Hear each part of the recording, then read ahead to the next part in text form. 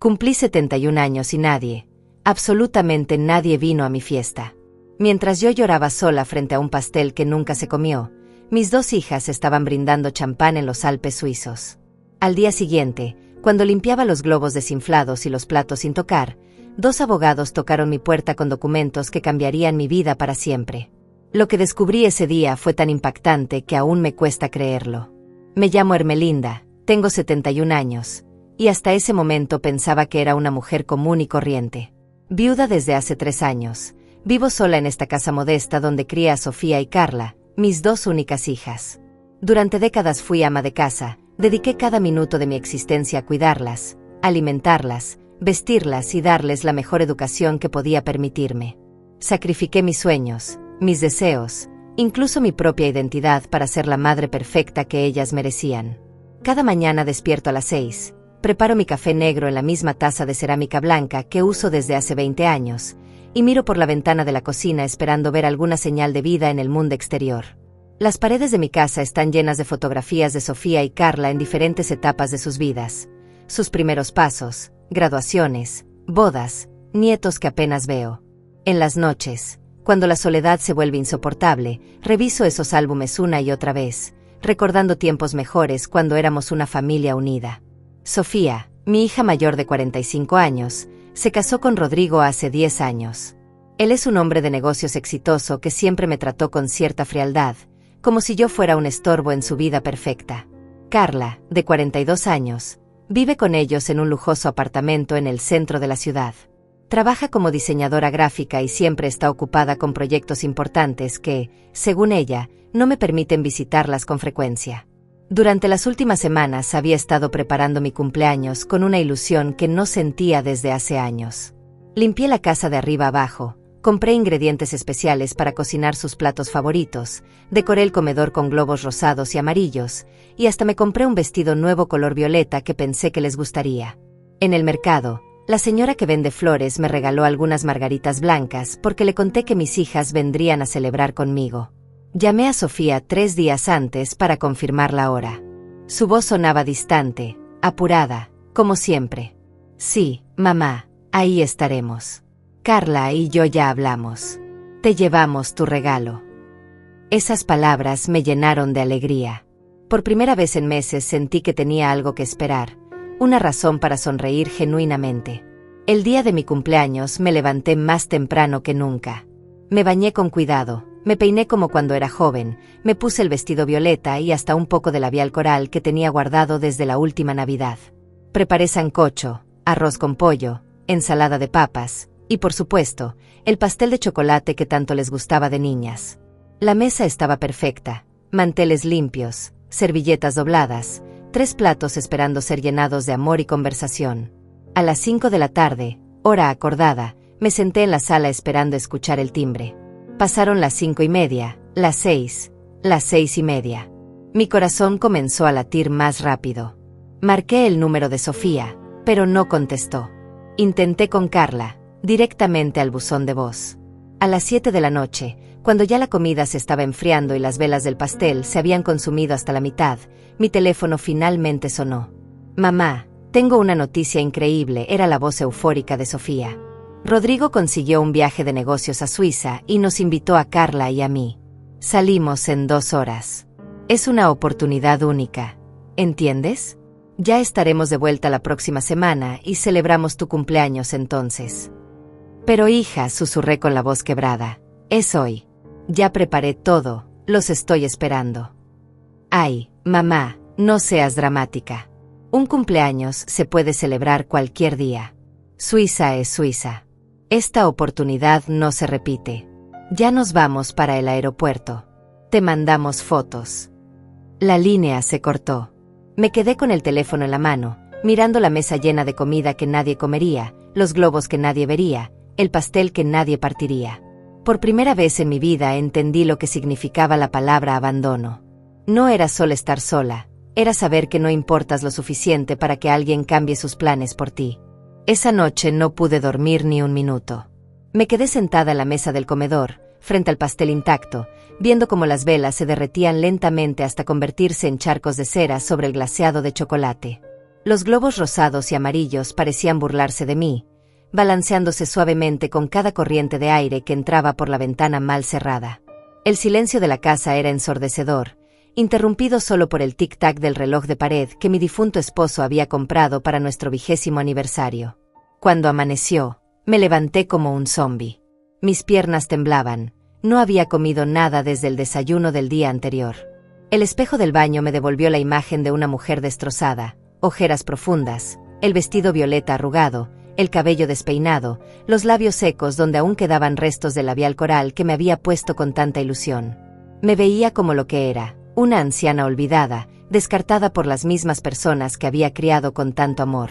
Comencé a limpiar mecánicamente.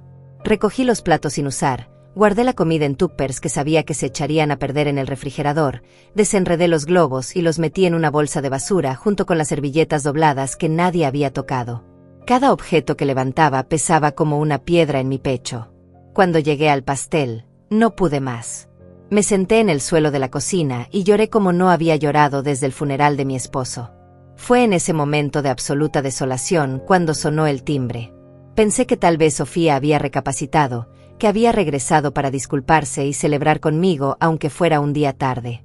Me sequé las lágrimas rápidamente, me alicé el vestido y corrí hacia la puerta con el corazón acelerado. Al abrir, me encontré con 2 hombres elegantemente vestidos que no reconocí. Uno era alto y delgado, de cabello gris peinado hacia atrás, con lentes dorados que le daban un aire distinguido. El otro, más joven, tenía el cabello negro y una sonrisa amable que contrastaba con la seriedad de su traje oscuro. «Señora Ermelinda Vázquez de Mendoza», preguntó el hombre mayor con voz formal pero no descortés. «Sí, soy yo», respondí confundida, preguntándome qué podrían querer estos señores tan temprano en la mañana. «Mi nombre es Enrique Castillo y él es mi colega Agustín Rivera. Somos abogados del bufete Castillo y Asociados. ¿Podríamos pasar? Tenemos asuntos muy importantes que discutir con usted». Mi primer pensamiento fue pánico. ¿Habría hecho algo malo? ¿Tendría deudas que no recordaba? ¿Estaría en problemas legales? Con manos temblorosas los hice pasar a la sala, disculpándome por el desorden que aún quedaba de la limpieza matutina. Enrique abrió un maletín de cuero negro y sacó una carpeta llena de documentos.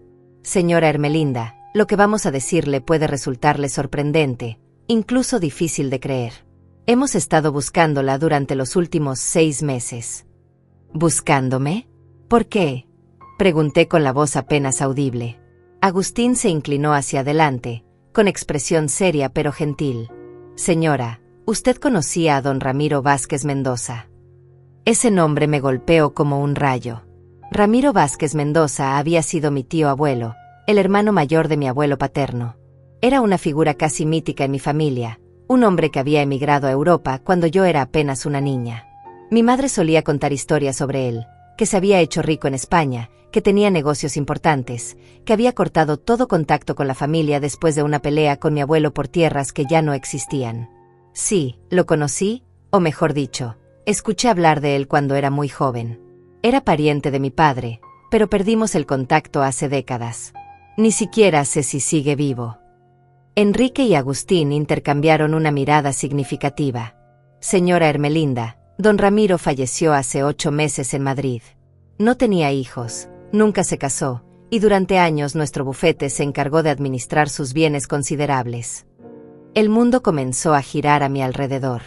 Me aferré a los brazos del sofá para no caerme. ¿Y eso qué tiene que ver conmigo?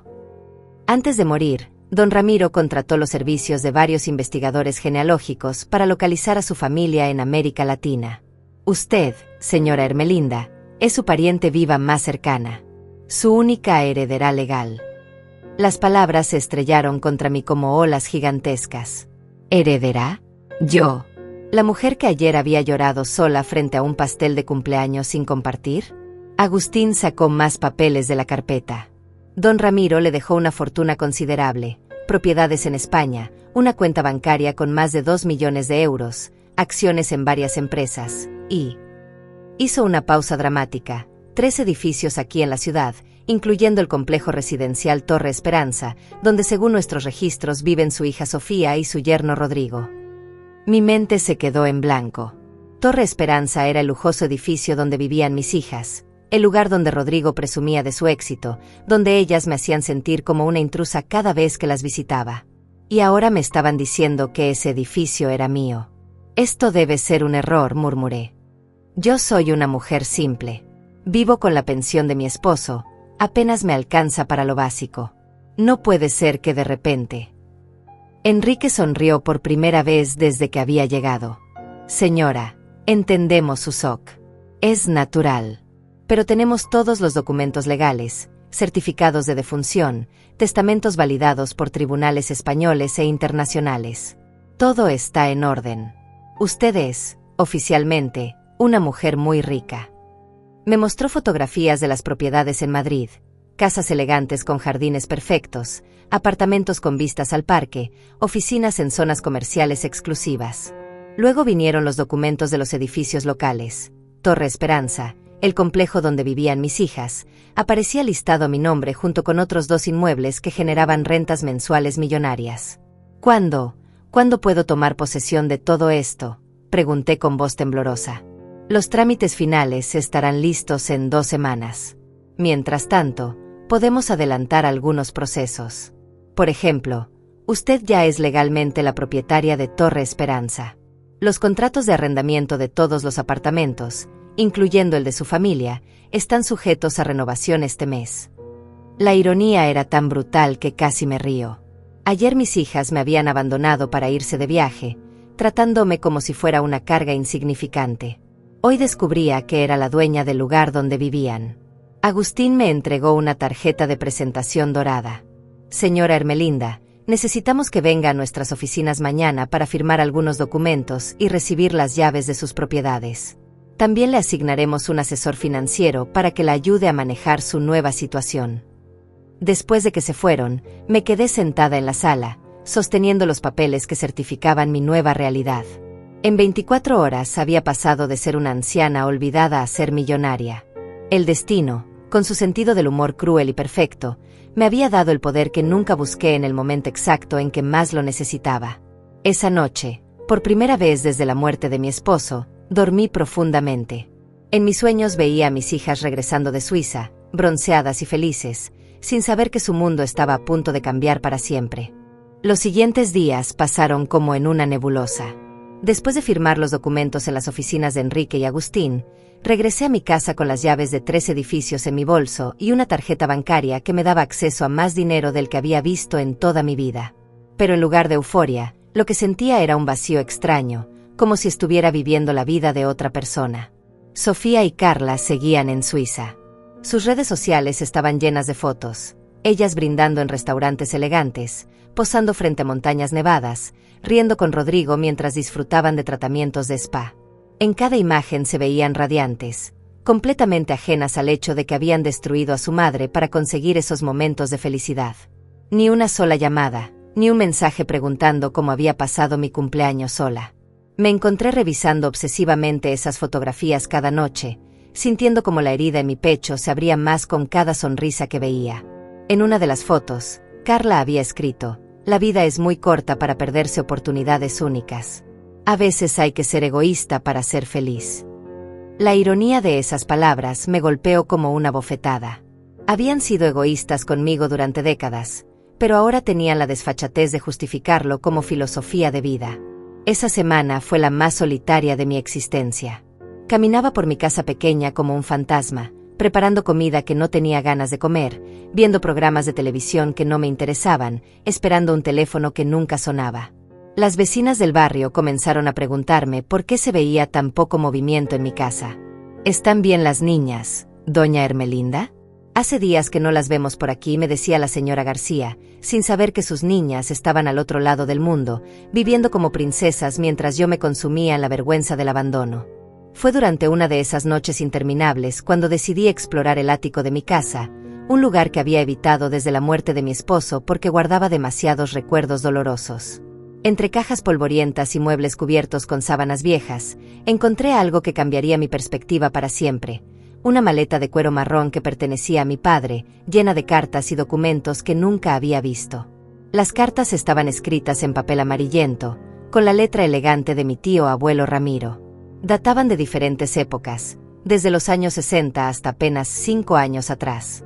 Al leerlas, descubrí una historia familiar que mis padres nunca me habían contado. Ramiro no había emigrado a España por aventura o ambición. Había huido después de que mi abuelo, en un ataque de envidia y resentimiento, lo acusara falsamente de robar dinero de la herencia familiar. Mi querido hermano, decía una de las cartas, he decidido irme para siempre. No puedo vivir en un lugar donde mi propia familia cree que soy un ladrón. Pero quiero que sepas que nunca tomé nada que no me correspondiera. Algún día, cuando la verdad salga a la luz, espero que me perdones. La carta estaba firmada con una caligrafía temblorosa, y en el margen había una nota de mi padre. Ramiro tenía razón. Papá mintió. El dinero apareció donde siempre había estado. Pero ya era demasiado tarde. Otra carta, fechada apenas 10 años atrás, me dejó sin respiración. Querido sobrino, he sabido que tu hija Ermelinda se casó y tuvo 2 niñas hermosas. Me hubiera gustado conocerlas, ser el tío abuelo que nunca pude ser contigo. He construido un imperio aquí en España, pero ¿de qué sirve toda esta riqueza si no tengo familia con quien compartirla? Estoy viejo y enfermo. Mi única esperanza es que algún día, de alguna manera, pueda reparar el daño que nuestro orgullo familiar causó a todos nosotros. La última carta era la más impactante. Estaba dirigida a mí, aunque nunca la había recibido. Mi querida Ermelinda, aunque no nos conocemos, eres la hija del sobrino que más amé. He seguido tu vida a distancia a través de investigadores privados. Sé que perdiste a tu esposo, sé que tus hijas se han alejado, sé que vives con dificultades económicas. También sé que eres una mujer noble, como lo era tu padre. Por eso he decidido dejarte todo lo que construí. No es solo dinero o propiedades, es mi manera de pedirle perdón a la familia que perdí por el orgullo de otros. Espero que uses esta herencia para encontrar la felicidad que yo nunca pude alcanzar.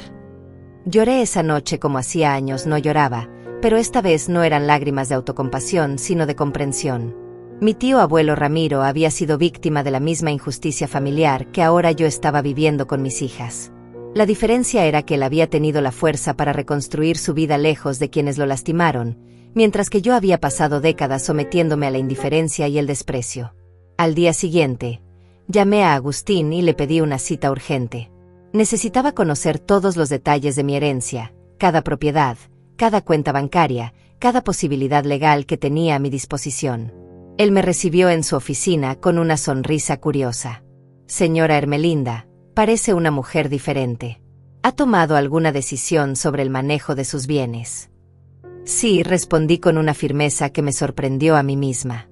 Quiero saber exactamente qué poder tengo sobre Torre Esperanza. Mis hijas viven ahí, y quiero entender cuáles son mis derechos como propietaria. Agustín abrió una carpeta gruesa y comenzó a explicarme. Torre Esperanza era un complejo de lujo con 60 apartamentos, todos ocupados por familias adineradas que pagaban rentas altísimas.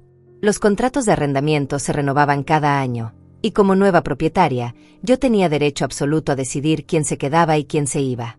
También podía modificar las condiciones de los contratos, aumentar las rentas, o incluso vender apartamentos individuales. ¿Y qué pasa si alguien no puede pagar la nueva renta?, pregunté, aunque ya sabía la respuesta. Simple. Se procede al desalojo legal. Es un proceso que puede tomar algunos meses, pero es inevitable si no hay pago. Me quedé en silencio, procesando esta información. Rodrigo había perdido varios contratos importantes el año pasado, según había escuchado en conversaciones familiares que pensaban que yo no entendía. Sus negocios no estaban en su mejor momento, aunque él seguía manteniendo las apariencias de éxito.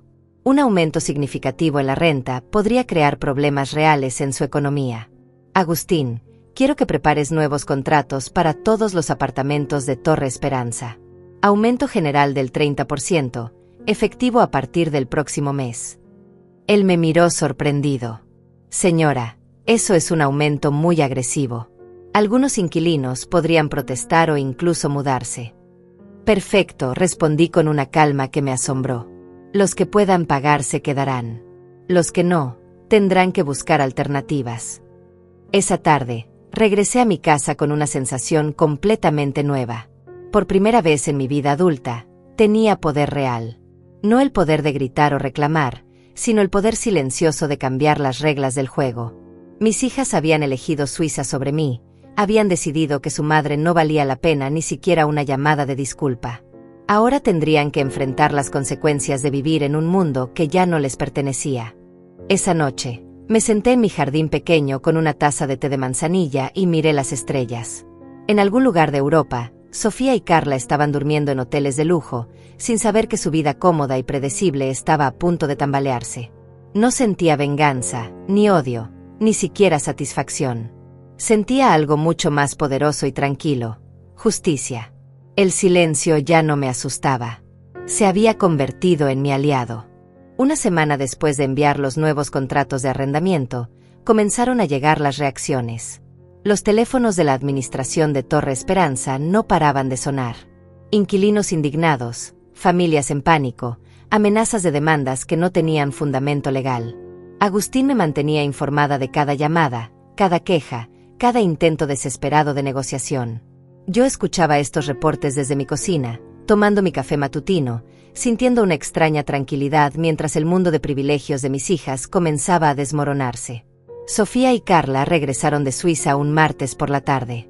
Lo supe porque Rodrigo llamó inmediatamente a la administradora del edificio, gritando sobre aumentos abusivos y derechos de inquilinos de larga data. Su voz se escuchaba desesperada, nada que ver con la arrogancia que siempre había mostrado cuando me hablaba. La administradora, siguiendo mis instrucciones, le explicó cortésmente que la nueva propietaria tenía derecho legal absoluto a ajustar las rentas y que el aumento era definitivo. ¿Nueva propietaria? ¿Quién es la nueva propietaria?, había gritado Rodrigo. Lo siento, señor, esa información es confidencial por ahora. Pero los contratos deben firmarse antes del fin de mes o procederemos con los trámites de desalojo. Durante 3 días, mi teléfono permaneció silencioso. Mis hijas estaban de vuelta en la ciudad, enfrentando una crisis financiera real, y ni siquiera se les ocurrió llamar a su madre. Supongo que en sus mentes yo seguía siendo la misma mujer insignificante que habían abandonado en su cumpleaños, alguien demasiado pobre e irrelevante para ayudarlas con sus problemas de gente rica. Fue Sofía quien finalmente rompió el silencio, pero no como yo esperaba.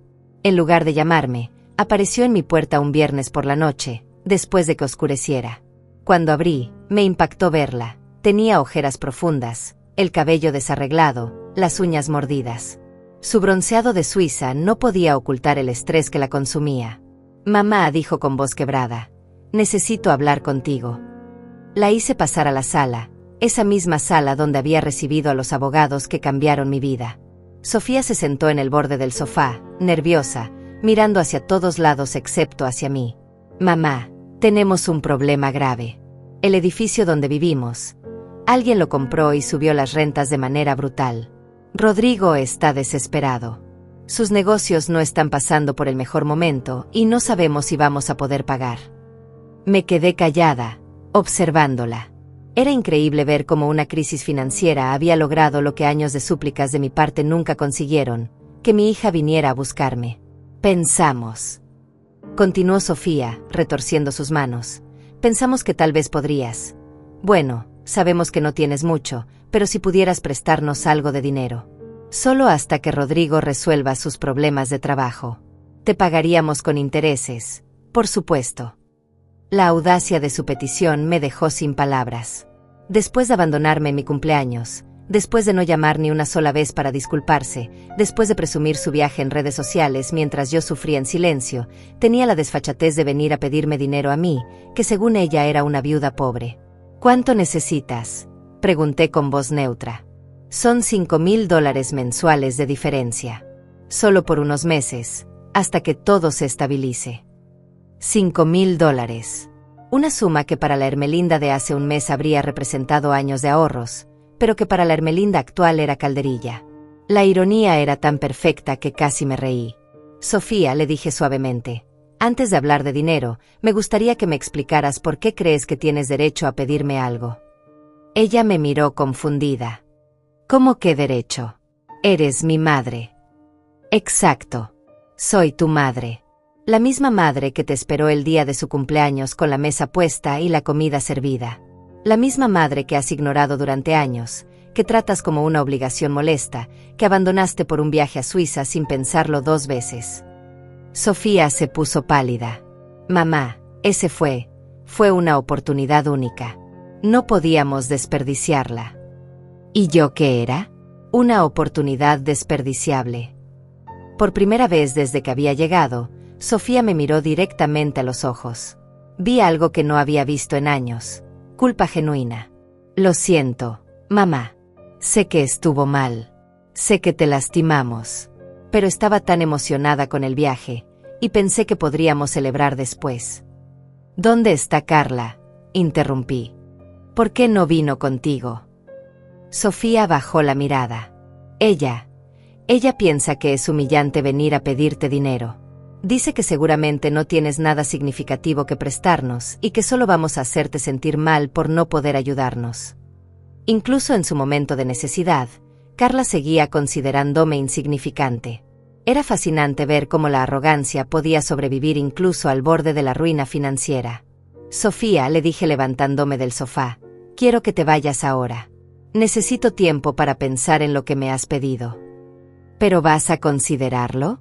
¿Vas a ayudarnos? Ya veremos. Después de que se fue, me serví una copa del vino que había comprado para mi cumpleaños y que nunca se abrió. Me senté en mi jardín, bajo las estrellas, saboreando cada sorbo mientras reflexionaba sobre lo que acababa de pasar. Sofía había venido a mí no por amor, ni por arrepentimiento genuino, sino por necesidad económica. Su disculpa había sido superficial, condicionada por la desesperación. Al día siguiente, llamé a Agustín para preguntarle sobre la situación financiera específica de Rodrigo. Como propietaria del edificio, tenía derecho a información sobre la solvencia de mis inquilinos. Lo que descubrí fue aún más satisfactorio de lo que esperaba. Rodrigo había perdido 3 contratos importantes en los últimos 6 meses.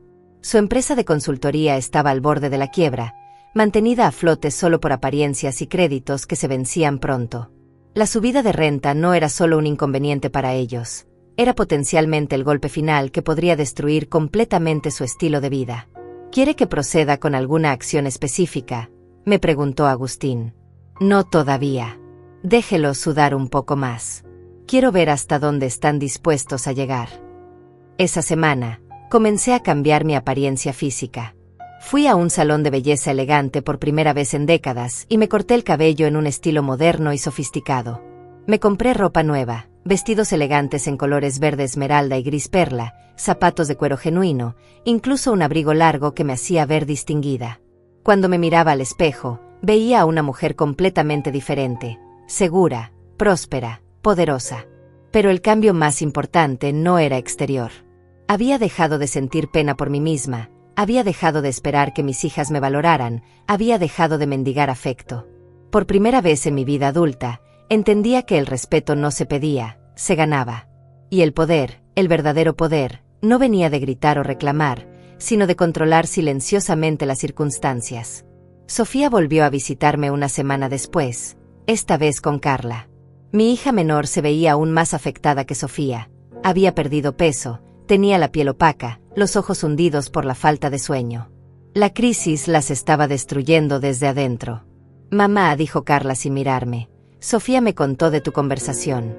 Venimos a pedirte formalmente tu ayuda. ¿Así?, respondí, sirviéndote en tazas de porcelana que había heredado de mi abuela. ¿Y qué están dispuestas a ofrecer a cambio? Las dos se miraron confundidas.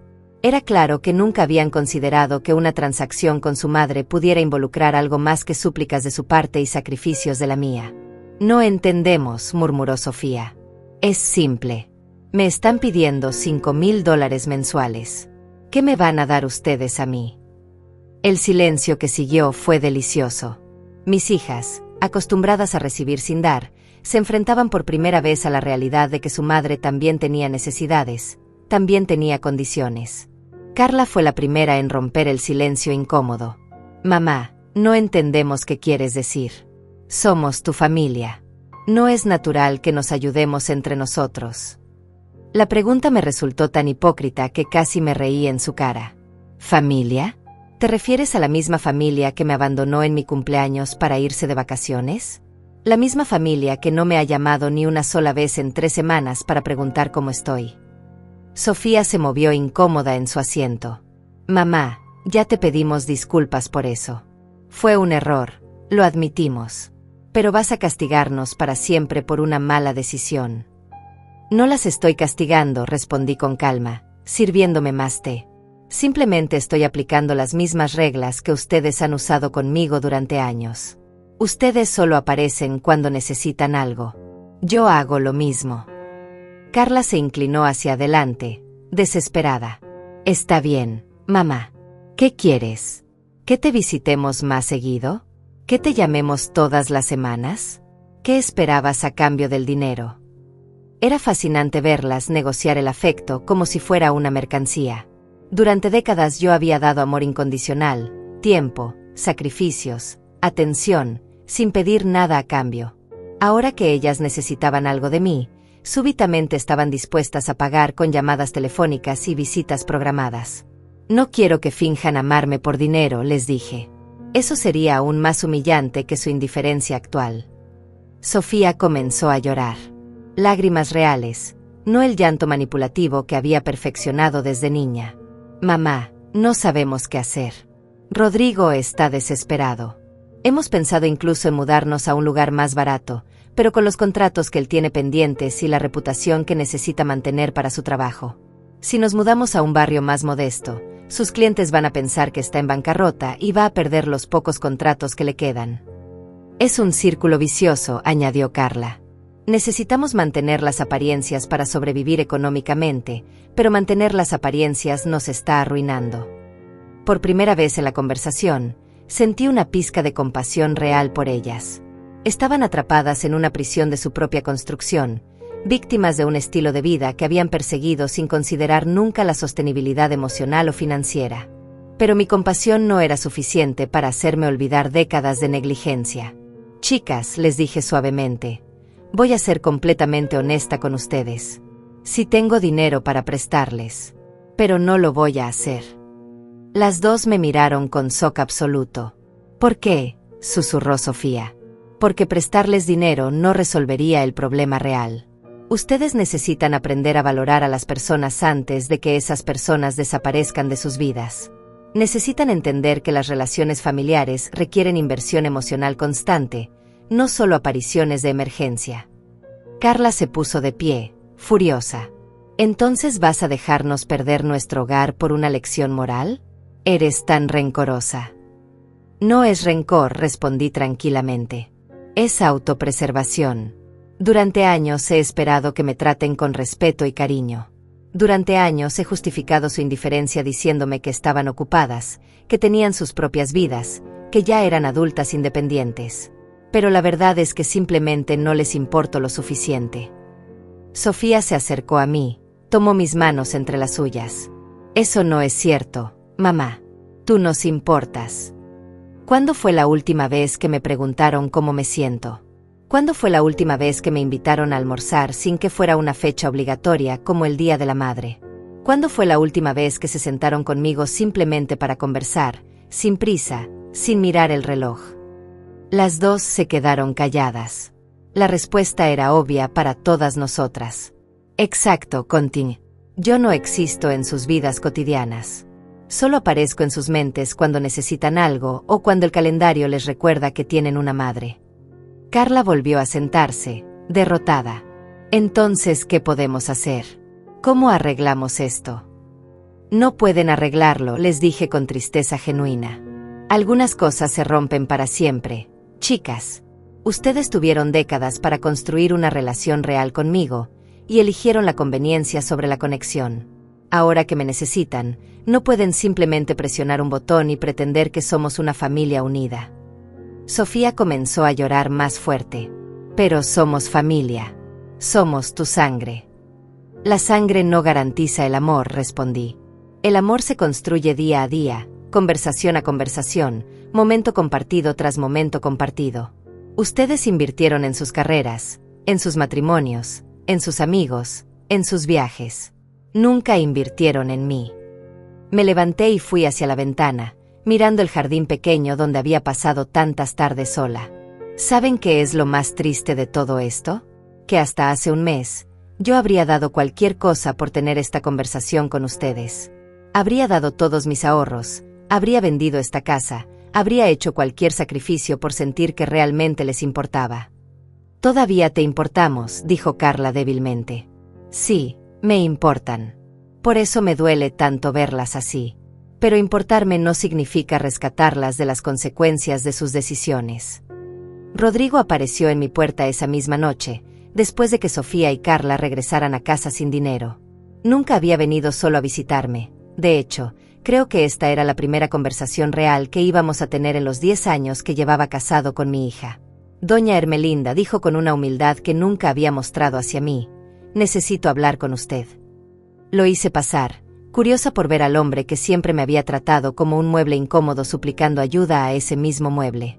«Sé que Sofía ya habló con usted», comenzó, nervioso. «Sé que le pidió dinero prestado y que usted se negó. Entiendo sus razones, incluso las respeto. Pero quiero proponerle algo diferente». «¿Qué tipo de propuesta?» «Un negocio. No un préstamo, no caridad. Un negocio real». Rodrigo abrió su maletín y sacó algunos documentos. «Tengo un proyecto de desarrollo inmobiliario que está esperando financiamiento. Es sólido, rentable, pero necesito capital inicial.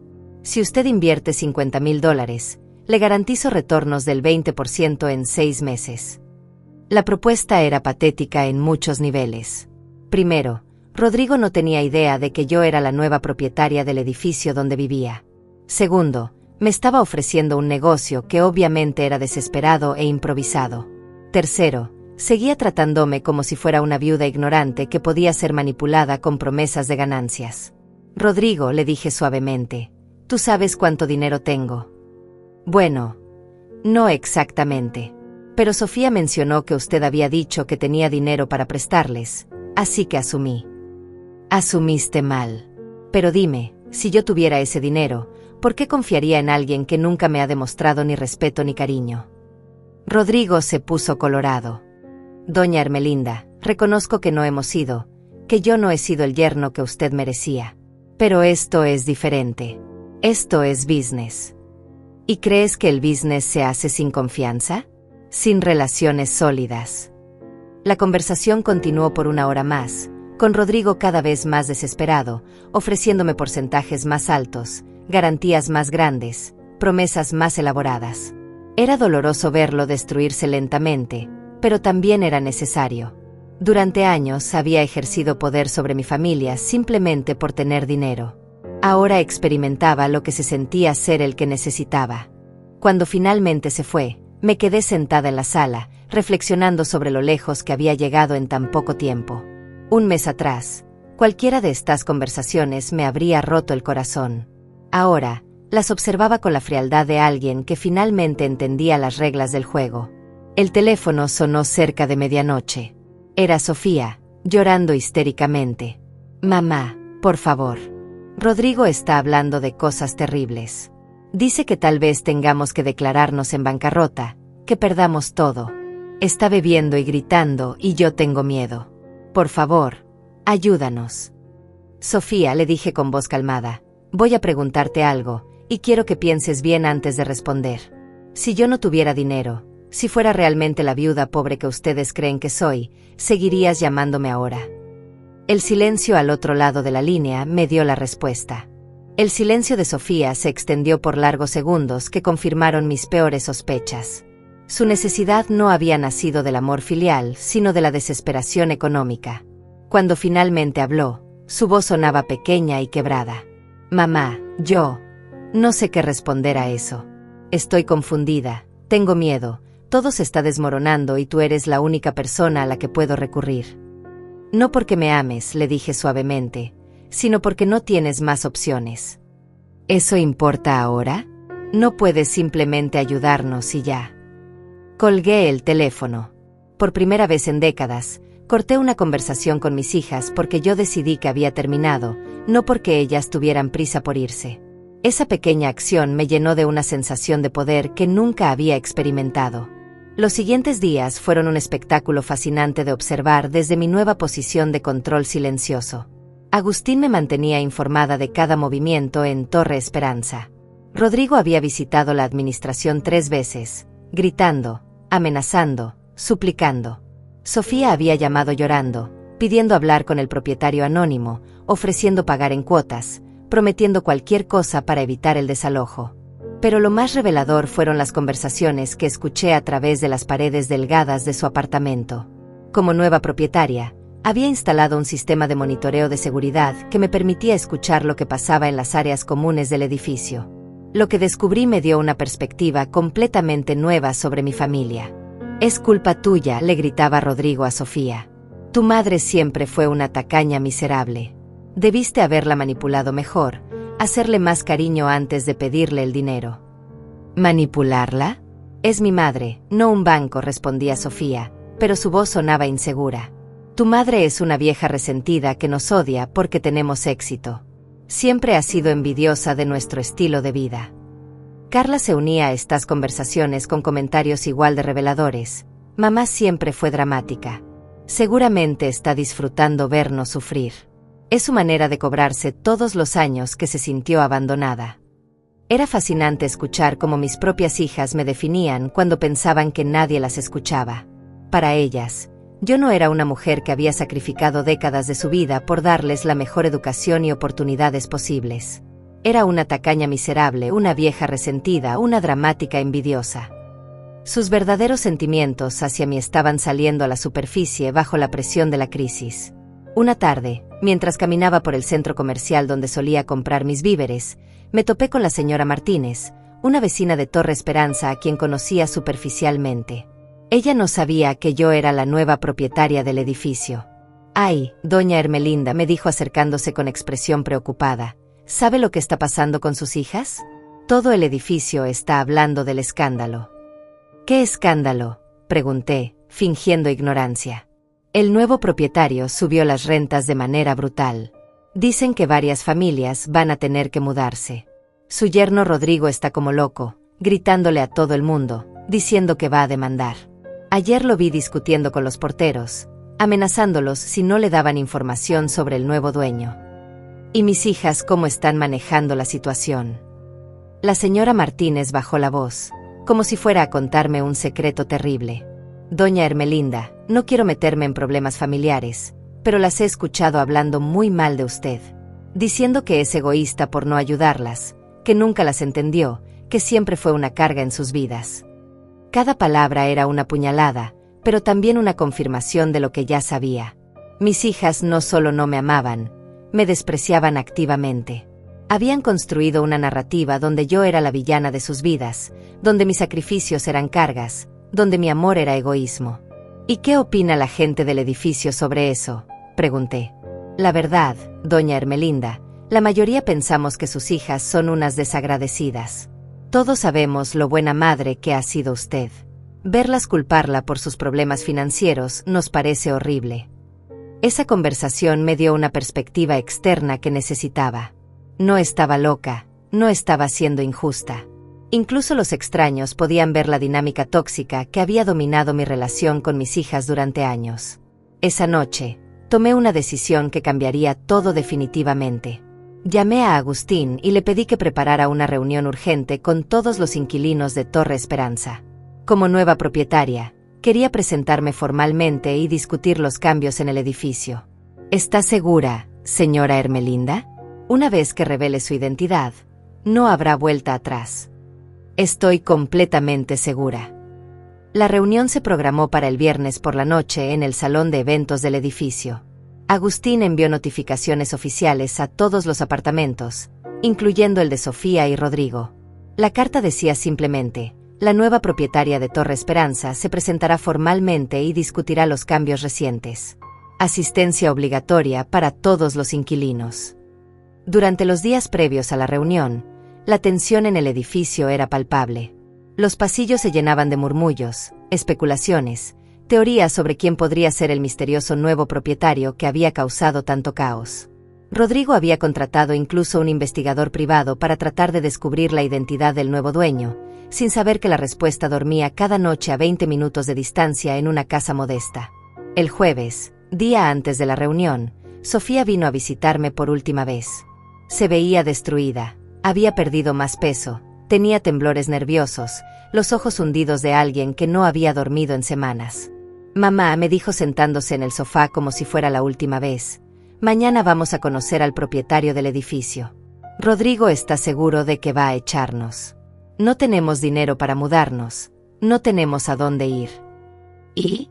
Pregunté sin mostrar emoción. Pensé que tal vez quisieras que viviéramos contigo temporalmente. Solo hasta que encontremos algo. La propuesta era tan absurda que me quedé mirándola en silencio. ¿Querían mudarse a mi casa pequeña después de años de hacerme sentir como una intrusa en su apartamento de lujo? ¿Esperaban que yo los rescatara después de todo lo que habían dicho sobre mí? Sofía, esta casa tiene 2 cuartos pequeños. Apenas hay espacio para mí. ¿Dónde exactamente dormirían ustedes 3? Podríamos arreglarnos. En el sofá, en colchones en el suelo. Solo por un tiempo. ¿Y Rodrigo está de acuerdo con vivir en casa de la tacaña miserable envidiosa? Sofía se puso pálida. ¿Qué quieres decir? Las paredes del edificio son más delgadas de lo que creen. Los vecinos escuchan sus conversaciones. Sofía, sé exactamente qué opinas de mí cuando crees que nadie te oye.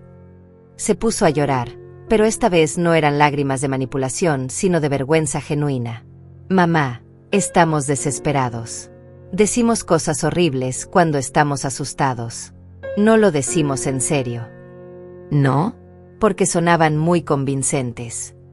Me levanté y caminé hacia la puerta. Sofía, mañana en la noche van a conocer al nuevo propietario de su edificio. Les sugiero que vayan con mente abierta y corazón humilde. ¿Por qué? ¿Sabes algo que nosotros no sabemos? Sonreí por primera vez en la conversación. Sé muchas cosas que ustedes no saben, hija. Muchas cosas. Después de que se fue, me senté en mi jardín con una copa de vino, mirando las estrellas que habían sido testigos silenciosas de mi transformación. En menos de 24 horas, mis hijas descubrirían que la mujer a quien habían despreciado durante años era ahora la persona que controlaba su destino. La justicia poética de la situación era tan perfecta que parecía sacada de una novela. Pero más que venganza, lo que sentía era una extraña paz. Finalmente iba a mostrarles quién era realmente, no la versión empobrecida y sumisa que habían construido en sus mentes, sino la mujer fuerte y poderosa en la que me había convertido. El viernes había llegado. Era hora de revelar la verdad. El viernes llegó con una lluvia suave que parecía lavar la ciudad, preparándola para lo que estaba a punto de suceder. Me desperté más temprano que nunca, con una mezcla de nervios y anticipación que no había sentido en décadas. Hoy sería el día en que todo cambiaría para siempre. Pasé la mañana preparándome con el cuidado de una actriz antes de su función más importante. Me bañé con sales aromáticas, me sequé el cabello en el estilo elegante que había perfeccionado las últimas semanas, me maquillé con sutileza pero firmeza. Elegí mi vestido más impactante, un conjunto verde esmeralda que había comprado especialmente para esta ocasión, zapatos de cuero negro que me daban altura y presencia, y el collar de perlas que había pertenecido a mi abuela. Cuando me miré al espejo, vi a una mujer completamente transformada. Ya no era la viuda tímida y empobrecida que mis hijas recordaban. Era una mujer de poder, elegante, segura de sí misma. Era la propietaria de 3 edificios, millonaria, la persona que controlaría el destino de todas las familias que esa noche estarían en el salón esperando conocerme. A las 5 de la tarde, llegué a Torre Esperanza acompañada por Agustín y Enrique. Entramos por la entrada principal, y el portero, quien nunca me había prestado mucha atención cuando visitaba a mis hijas, ahora me saludó con reverencias exageradas. Buenas tardes, señora propietaria. El salón está preparado exactamente como usted pidió. El salón de eventos del edificio estaba transformado. Habíamos instalado una mesa principal elevada donde me sentaría, rodeada por mis abogados. Las sillas para los inquilinos estaban dispuestas en filas, como en un tribunal. La iluminación era dramática, dirigida hacia la mesa principal, creando una atmósfera de solemnidad y poder. Los inquilinos comenzaron a llegar a las 7 en punto. Familias enteras, matrimonios nerviosos, algunos jóvenes profesionales que vivían solos. Todos entraban con expresiones de ansiedad, murmurando entre ellos, especulando sobre quién sería el misterioso propietario que había causado tanto revuelo. Sofía, Carla y Rodrigo llegaron entre los últimos. Los vi entrar desde mi posición oculta detrás de una columna. Rodrigo llevaba su mejor traje, pero se notaba la tensión en sus hombros, la desesperación mal disimulada en su postura. Sofía se veía frágil, vestida con un traje sobrio que no lograba ocultar las semanas de estrés. Carla caminaba con la cabeza alta, manteniendo una fachada de dignidad que se desmoronaría en minutos. Se sentaron en la tercera fila, exactamente donde habíamos planeado que se ubicaran para tener la mejor vista cuando yo hiciera mi entrada. Rodrigo miraba constantemente hacia la mesa principal vacía, con la impaciencia de alguien que necesita respuestas urgentes. Sofía se mordía las uñas, un hábito de la infancia que había reaparecido bajo estrés extremo. A las 7:30 en punto, Agustín subió al podio. Damas y caballeros, buenas noches. Gracias por acompañarnos en esta reunión histórica. Como saben, Torre Esperanza tiene una nueva propietaria, y ella ha querido presentarse personalmente para discutir los cambios recientes y el futuro de este edificio. Un murmullo de expectativa recorrió el salón. Todos se enderezaron en sus asientos, esperando ver entrar a algún empresario poderoso, alguna corporación internacional, algún magnate inmobiliario. Sin más preámbulos, continuó Agustín con una sonrisa que solo yo podía interpretar. Les presento a la señora Ermelinda Vázquez de Mendoza, nueva propietaria de Torre Esperanza y otros inmuebles en la ciudad. Salí de detrás de la columna y caminé lentamente hacia la mesa principal.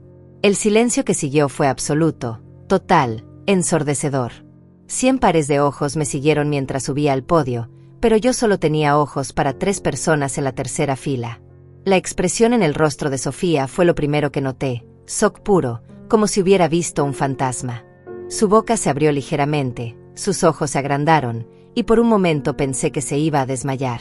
Carla simplemente se quedó congelada, como una estatua, procesando información que su cerebro se negaba a aceptar. Pero fue Rodrigo quien tuvo la reacción más dramática. Se puso de pie abruptamente, mirándome con una mezcla de incredulidad y horror. No, murmuró, lo suficientemente alto para que varios vecinos lo escucharan. No puede ser. Esto tiene que ser una broma. Me senté en mi silla principal, ajusté el micrófono, y sonreí con la calma de alguien que había esperado este momento durante semanas. Buenas noches, dije con voz clara y firme. Para aquellos que no me conocen, soy Ermelinda Vázquez de Mendoza. Para aquellos que sí me conocen. Hice una pausa deliberada, mirando directamente a mis hijas. Soy la mujer a quien abandonaron en su cumpleaños 71 para irse de vacaciones a Suiza. Un murmullo de shock recorrió el salón. Los vecinos comenzaron a susurrar, mirando hacia Sofía y Rodrigo, conectando los puntos de la historia que había estado circulando por el edificio durante semanas. Hace un mes, continué, yo era una viuda simple que vivía con una pensión modesta. Pero el destino tenía otros planes. Resulta que mi tío abuelo, un hombre a quien creía perdido para siempre, me dejó una herencia considerable. Entre sus bienes se encontraba este edificio donde muchos de ustedes han vivido cómodamente durante años. Rodrigo seguía de pie, temblando visiblemente. Esto es imposible, gritó. Usted no puede ser la propietaria. Usted no tiene dinero. Rodrigo, le dije con voz suave pero que cortaba el aire como un cuchillo, siéntate. Estás haciendo una escena. La autoridad en mi voz fue tan natural, tan poderosa, que él se sentó automáticamente, como un niño regañado. Como iba diciendo, continué. Me encontré en la posición inesperada de ser la propietaria del hogar de las mismas hijas que me habían demostrado durante años que no era importante en sus vidas. Fue irónico. Sofía finalmente encontró su voz. Mamá, susurró, pero la palabra se perdió en el silencio expectante del salón. Los aumentos de renta que han causado tanto revuelo, continué, fueron mi primera decisión como propietaria. 30% de aumento general. Algunos lo han llamado abusivo, pero yo lo veo como un ajuste necesario. El cariño, después de todo, también tiene su precio de mercado. Los vecinos estaban completamente cautivados. Esta no era solo una reunión de propietario con inquilinos, era un drama familiar desarrollándose en tiempo real frente a sus ojos. Durante estas semanas, continué, he tenido la oportunidad única de observar cómo reacciona la gente cuando se enfrenta a la adversidad. Algunos inquilinos vinieron a hablar conmigo con respeto, buscando soluciones justas. Otros. Miré directamente hacia mis hijas. Sintieron que tenían derecho a recibir tratamiento especial basado en relaciones familiares que nunca habían cultivado. Carla se puso pálida como la pared. Sofía comenzó a llorar silenciosamente. Mi hija Sofía, dije, y toda la sala se volvió hacia ella. Vino a pedirme dinero prestado hace una semana. $5,000 mensuales, para ser exactos. Lo curioso es que durante años, cuando yo necesitaba compañía, cuando necesitaba apoyo emocional, cuando necesitaba sentir que tenía una familia que me amaba, ellas nunca tuvieron tiempo para mí. Rodrigo se puso de pie nuevamente, esta vez con agresividad. Basta. No puede humillarnos así públicamente. Esto es venganza personal, no business. Siéntate, Rodrigo, repetí, y esta vez mi voz tenía un filo que no había mostrado antes. O te retiras del salón. Esta es mi propiedad, y aquí se respetan mis reglas. Enrique se acercó discretamente a Rodrigo, susurrándole algo al oído. Rodrigo palideció y se sentó inmediatamente. Supuse que Enrique le había recordado que legalmente yo tenía todo el derecho de echarlo no solo del salón, sino del edificio completo. Ahora, continué, retomando mi tono calmo, hablemos del futuro de Torre Esperanza. He decidido implementar algunos cambios. Primero, todos los contratos existentes serán renovados bajo nuevos términos. Segundo, habrá nuevas reglas de convivencia que promuevan el respeto mutuo entre residentes. Hice una pausa, saboreando el momento. Y tercero, cualquier inquilino que considere que mis políticas son injustas o abusivas, es libre de mudarse. No retendré a nadie contra su voluntad. El mensaje era claro, quédate bajo mis condiciones o vete. No había negociación, no había términos medios. ¿Alguna pregunta?, pregunté, mirando alrededor del salón. Una señora mayor de la primera fila levantó tímidamente la mano. Señora Ermelinda, los inquilinos que hayamos sido respetuosos y cumplidos tendremos alguna consideración especial. Sonreí genuinamente por primera vez en la noche. Por supuesto. El respeto se recompensa. Los inquilinos que han mantenido sus pagos al día y han tratado la propiedad con cuidado recibirán descuentos en sus nuevas rentas. Un suspiro de alivio recorrió la mayor parte del salón. ¿Alguna otra pregunta? Sofía levantó la mano con movimientos temblorosos. Mamá, ¿podemos hablar en privado después de la reunión? No, respondí firmemente. Todo lo que tengas que decirme, puedes decirlo aquí, frente a todos. La transparencia es una de mis nuevas políticas. El silencio que siguió fue demoledor. Sofía se desplomó en su silla, derrotada. Carla tenía la cabeza entre las manos. Rodrigo miraba al suelo, completamente humillado. Si no hay más preguntas, dije levantándome, esta reunión ha terminado. Los nuevos contratos estarán disponibles en administración a partir del lunes. Tienen hasta fin de mes para decidir si los firman o buscan otros alojamientos. Salí del salón con la misma elegancia con que había entrado, dejando atrás a 100 personas atónitas y a 3 familiares destrozados que finalmente entendían quién tenía el poder real. Después de salir del salón, me dirigí directamente a mi automóvil sin mirar atrás. Podía escuchar el murmullo creciente de conversaciones detrás de mí, voces que procesaban lo que acababan de presenciar. Agustín y Enrique me acompañaron hasta el estacionamiento, ambos con expresiones de admiración genuina. Señora Ermelinda, me dijo Enrique mientras abría la puerta del auto, en 30 años de carrera legal, nunca había visto algo así. Fue magistral. Solo fue honestidad, respondí, aunque por dentro sentía una satisfacción profunda que no había experimentado jamás. Conduje a casa en silencio, dejando que la adrenalina se asentara gradualmente. Había hecho algo que nunca creí posible. Había tomado control absoluto de una situación donde durante décadas había sido la víctima silenciosa. Pero más que triunfo, lo que sentía era una extraña melancolía. Había ganado la batalla, pero había perdido definitivamente cualquier esperanza de recuperar a mis hijas. El teléfono comenzó a sonar antes de que llegara a casa. Sofía. Rechacé la llamada. Volvió a sonar inmediatamente. Carla. También la rechacé. Durante los siguientes 30 minutos, mientras conducía lentamente por las calles familiares de mi barrio, mi teléfono no paró de vibrar. Llamadas de Sofía, Carla, Rodrigo, incluso algunos vecinos de Torre Esperanza. Apagué el teléfono. En casa, me serví una copa del vino más caro que había comprado recientemente y me senté en mi jardín. La lluvia había parado, y las estrellas comenzaban a aparecer entre las nubes dispersas. Por primera vez en meses, el silencio de mi casa no se sentía como soledad, sino como paz. Pero sabía que la tormenta apenas comenzaba. A la mañana siguiente, encontré a Sofía sentada en mi escalón delantero. Se veía como si hubiera pasado la noche entera ahí, ropa arrugada, cabello despeinado, ojos rojos e hinchados. Cuando me vio llegar con las bolsas del mercado, se puso de pie tambaleándose. «Mamá», me dijo con voz ronca, «necesitamos hablar». «Ya hablamos anoche», respondí, pasando por su lado para abrir mi puerta. Frente a todo el edificio, cómo me gusta la transparencia. «Por favor, déjame entrar. 5 minutos. Te lo suplico». Algo en su voz, una vulnerabilidad que no había escuchado desde que era niña, me hizo detenerme. La dejé pasar, pero no la invité a sentarse. «Mamá», comenzó, llorando antes de poder formar una frase completa. «Lo siento. Lo siento tanto que no sé cómo empezar a pedirte perdón». «¿Qué sientes exactamente, Sofía?», pregunté, cruzándome de brazos. «¿Sientes haberme abandonado en mi cumpleaños, o sientes que ahora soy rica y poderosa?» Siento todo. Siento haberte tratado mal durante años. Siento no haberte valorado. Siento haber sido una hija horrible». «¿Y Carla? ¿Rodrigo? Ellos también sienten lo mismo». Sofía bajó la mirada. «Carla está muy confundida. Rodrigo está furioso.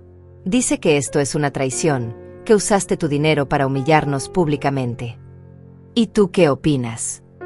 «Opino que tenías derecho a hacerlo. Opino que nos lo merecíamos».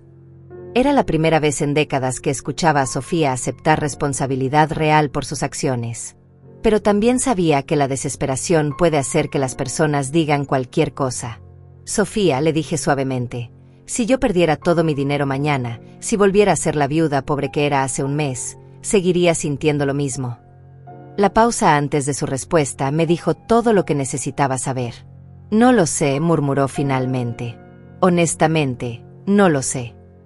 «Al menos eres honesta. Eso es más de lo que esperaba». «¿Qué podemos hacer, mamá?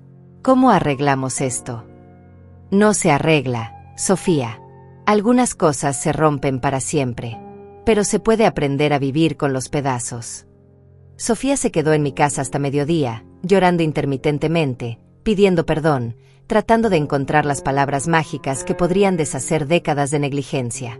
Yo la escuchaba con una compasión distante, como quien observa el dolor de un extraño. Era mi hija, la había criado y amado, pero también entendía que la mujer que lloraba en mi sala era esencialmente una desconocida para mí.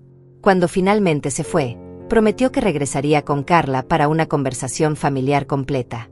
«Rodrigo no quiere venir», me dijo, «pero Carla y yo necesitamos intentar arreglar esto contigo». «Sofía», le dije antes de que saliera, «no vengas a pedirme perdón por obligación. Si vienes, que sea porque realmente quieres conocer a tu madre, no porque necesitas la aprobación de tu casera». Esa tarde, Agustín me llamó con noticias interesantes. «Señora Ermelinda, tengo información sobre la situación financiera de su yerno. Es peor de lo que pensábamos». Rodrigo no solo estaba enfrentando problemas de flujo de efectivo, había estado ocultando deudas masivas de sus propios socios comerciales. Su empresa estaba al borde de la bancarrota total, y él había estado usando préstamos personales para mantener las apariencias. El aumento de renta no era solo un inconveniente, era literalmente la gota que derramaría el vaso. «¿Cuánto tiempo le queda antes del colapso total?», pregunté. «Según nuestros cálculos, máximo 2 meses. Posiblemente menos si no consigue financiamiento urgente». «¿Y mis hijas? ¿Qué pasaría con ellas?». «Carla tiene algunos ahorros personales, pero no suficientes para mantener el estilo de vida al que están acostumbradas. Sofía, ella depende completamente de Rodrigo. Si él se declara en bancarrota, ella quedará prácticamente sin nada». La ironía era perfecta. Mis hijas, que durante años me habían visto como una carga financiera, estaban a punto de experimentar la verdadera pobreza por primera vez en sus vidas. Esa noche, mientras revisaba los estados financieros de mis nuevas propiedades, recibí una llamada inesperada. Era Carla, pero su voz sonaba diferente, más madura, menos arrogante. Mamá, sé que probablemente no quieras hablar conmigo, pero necesito decirte algo. Te escucho. He estado pensando en lo que pasó anoche, en todo lo que dijiste, en todo lo que hemos hecho durante años. Y tienes razón. Fuimos unas hijas terribles. ¿Fuimos? Pasado. Somos. Somos unas hijas terribles. Yo soy una hija terrible. Era la primera vez que escuchaba a Carla hablar sin defensas, sin justificaciones. Mamá, quiero preguntarte algo, y necesito que seas completamente honesta conmigo. Dime, ¿hay alguna posibilidad de que podamos tener una relación real? No por dinero, no por obligación, sino porque realmente queremos conocernos como madres e hija. ¿O es demasiado tarde? La pregunta me golpeó en un lugar que creía haber protegido completamente. Durante semanas había construido muros emocionales, había desarrollado una coraza de indiferencia, pero la vulnerabilidad genuina en la voz de Carla logró atravesar mis defensas. No lo sé, Carla, respondí honestamente. Tendríamos que empezar desde cero, como extrañas que se conocen por primera vez. ¿Estarías dispuesta a intentarlo? ¿Estarías dispuesta tú a conocer a una madre que ya no es la mujer sumisa que recuerdas? Una madre que tiene opiniones fuertes, que no se va a sacrificar automáticamente por tus necesidades, que va a exigir respeto mutuo. Sí, respondió sin dudar. Creo que esa madre me gusta más que la anterior. ¿Y Sofía? Sofía quiere intentarlo también. Rodrigo. Él está muy enojado. Dice que traicionaste a la familia, que usaste tu dinero como arma. Pero Sofía y yo estamos empezando a entender que tal vez necesitábamos esa lección. ¿Y si Rodrigo no cambia su actitud? Entonces Sofía va a tener que decidir qué es más importante, su matrimonio o su familia de origen. Esa conversación plantó una semilla de esperanza que no esperaba sentir. Tal vez, solo tal vez, algo bueno podría salir de toda esta destrucción. Carla, le dije antes de colgar, si realmente quieren intentar construir una relación nueva, van a tener que demostrar que es genuino. No con palabras, sino con acciones consistentes durante meses. Lo entiendo. Y mamá, gracias por darnos una oportunidad que probablemente no merecemos. Después de colgar, me quedé sentada en la oscuridad de mi sala, procesando emociones que no había sentido en años. Por primera vez desde mi cumpleaños abandonado, había una pequeña posibilidad de que mis hijas y yo pudiéramos encontrar un camino hacia algo parecido a una familia real. Pero también sabía que el camino sería largo, difícil, y lleno de pruebas que determinarían si este arrepentimiento era genuino o simplemente otra manipulación disfrazada de humildad. Los siguientes meses fueron una montaña rusa emocional que puso a prueba cada fibra de mi ser recién fortalecido. Sofía y Carla comenzaron a visitarme regularmente, pero no como las hijas arrogantes que recordaba, sino como mujeres humildes que genuinamente parecían querer conocer a su madre. Las primeras visitas fueron tensas, llenas de silencios incómodos y conversaciones superficiales. Pero gradualmente, comenzamos a hablar de cosas reales, sus miedos, mis sueños abandonados, los errores que todas habíamos cometido. Por primera vez en décadas, mis hijas me preguntaban sobre mi vida, mis sentimientos, mis opiniones sobre temas que no tenían nada que ver con sus necesidades. Carla fue la primera en romper completamente sus defensas. Una tarde, mientras tomábamos té en mi jardín, me miró con lágrimas en los ojos y me dijo: «Mamá, durante años te vi como una obligación, como alguien que tenía que visitar para sentirme bien conmigo misma, pero nunca como una persona real con pensamientos y sentimientos complejos». ¿Y ahora?, le pregunté. Ahora me doy cuenta de que desperdiciamos décadas. Podrías haber sido mi amiga, mi confidente, mi mentora. En lugar de eso, te convertimos en un mueble familiar que saludábamos en ocasiones especiales. Sofía tardó más en abrirse, pero cuando lo hizo, sus palabras fueron igual de impactantes. Mamá, creo que nunca te vimos como una mujer completa. Para nosotras era solo mamá, como si no tuvieras identidad más allá de ser nuestra madre.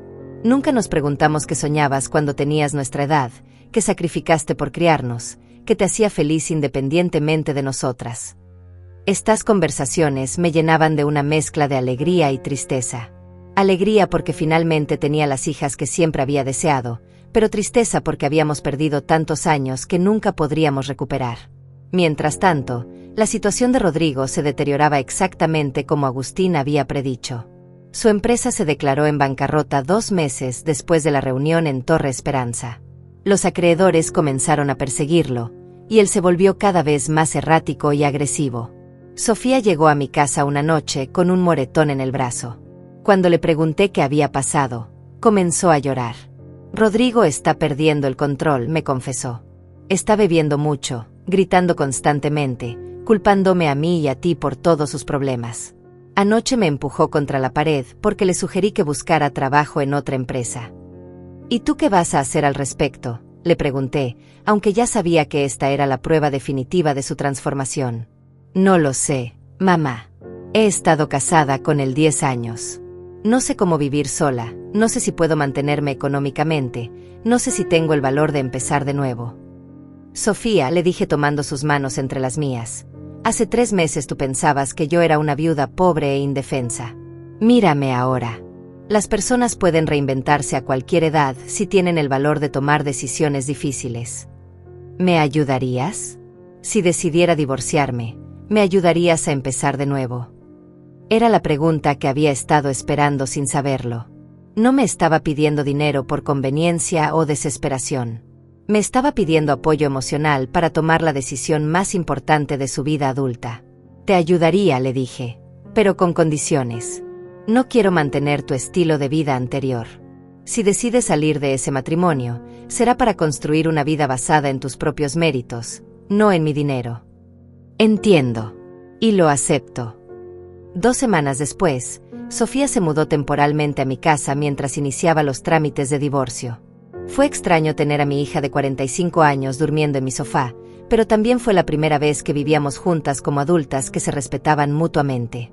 Rodrigo no se lo tomó bien. Aparecía borracho en mi puerta a todas horas, gritando amenazas, acusándome de destruir su matrimonio, prometiendo demandas que sus abogados le habían explicado que no tenían fundamento. Una noche llegó tan agresivo que tuve que llamar a la policía. Usted destruyó mi vida, me gritaba mientras los oficiales lo subían a la patrulla. Era una familia feliz hasta que apareció con su dinero sucio. Rodrigo, le respondí desde la seguridad de mi porche, ustedes destruyeron su propia familia años antes de que yo tuviera dinero. Yo solo les quité el barniz que ocultaba la podredumbre. Mientras Sofía navegaba por su divorcio, Carla tomó sus propias decisiones dramáticas. Renunció a su trabajo corporativo y decidió emprender un negocio de diseño independiente. Era riesgoso, pagaba mucho menos que su empleo anterior, pero por primera vez en años se veía genuinamente feliz. ¿Sabes qué es lo más extraño?, me dijo una tarde mientras trabajaba en su computadora en mi mesa de cocina. Durante años perseguí dinero y estatus, pensando que eso me haría feliz. Pero ahora que tengo menos dinero y más incertidumbre, me siento más viva que nunca. Es porque finalmente estás viviendo tu propia vida, le respondí, no la vida que creías que debías vivir para impresionar a otros. Los vecinos de Torre Esperanza se habían adaptado a los cambios con sorprendente gracia. La mayoría había aceptado los nuevos contratos, especialmente después de que implementé las políticas de descuentos para inquilinos respetuosos. El edificio se sentía más como una comunidad y menos como un hotel de lujo donde nadie se conocía. La señora Martínez, mi antigua informante, se había convertido en algo parecido a una amiga. Doña Hermelinda, me dijo un día en el ascensor, usted ha transformado este lugar. Antes la gente se escondía en sus apartamentos. Ahora nos saludamos en los pasillos, organizamos actividades comunitarias. Es como si hubiera despertado el alma del edificio. 6 meses después de la reunión que cambió todo, organicé una pequeña celebración en mi casa. No era mi cumpleaños ni ninguna fecha especial, simplemente quería reunir a las personas que ahora formaban mi nueva vida. Sofía llegó temprano para ayudarme a cocinar. Su divorcio había sido finalizado, tenía un trabajo modesto pero satisfactorio como asistente administrativa, y había encontrado un apartamento pequeño que podía pagar con su propio salario. Se veía 10 años más joven que cuando vivía con Rodrigo. Carla trajo flores de su nuevo jardín. Había usado parte de sus ahorros para comprar una casa pequeña con patio, donde cultivaba plantas que luego utilizaba en sus proyectos de diseño. Es lo primero que compro que realmente me representa, me había dicho. Agustín y Enrique vinieron con sus esposas, trayendo anécdotas legales que nos hicieron reír hasta llorar. Incluso algunos vecinos de Torre Esperanza se unieron, convirtiendo mi modesta casa en un espacio lleno de conversaciones genuinas y risas sinceras. Mientras observaba a mi nueva familia extendida interactuar en mi jardín, reflexioné sobre el camino extraordinario que había recorrido en menos de un año. Había comenzado como una mujer invisible, descartada por sus propias hijas, llorando sola frente a un pastel de cumpleaños. Ahora era una mujer respetada, financieramente independiente, rodeada de personas que genuinamente valoraban su compañía. Pero más importante que el dinero o el poder, había recuperado algo que creía perdido para siempre: mi dignidad. Sofía se acercó a mí mientras yo observaba el jardín desde la cocina. «Mamá», me dijo suavemente, «¿alguna vez te arrepientes de haber tomado control de Torre Esperanza? ¿De habernos puesto en esa situación tan difícil?» «No», respondí sin dudar. «Fue lo mejor que pude haber hecho por todas nosotras». «¿Por qué?» «Porque antes de eso, vivíamos una mentira. Ustedes fingían amarme por obligación. Yo fingía estar contenta con las migajas de atención que me daban. Ahora, todo lo que tenemos es real». Carla se unió a nuestra conversación. «¿Sabes qué es lo que más valoro de todo esto?», dijo. «Que finalmente te conocimos como persona. Durante 40 años fuiste solo mamá, pero ahora eres Hermelinda, una mujer inteligente, fuerte, divertida, compleja. Me gusta más esta versión de ti». «Y a mí me gusta más esta versión de ustedes», les respondí. Esa noche, después de que todos se fueron, me senté en mi jardín con una copa de vino, mirando las estrellas que habían sido testigos de mi transformación. Mi teléfono sonó. Era un mensaje de Sofía. «Mamá, gracias por salvarme de una vida que no era realmente mía. Te amo, no por obligación, sino porque genuinamente disfruto ser tu hija». Un segundo mensaje llegó de Carla. «Mamá, espero que cuando sea vieja tenga tu valentía para cambiar lo que no funciona en mi vida. Eres mi heroína».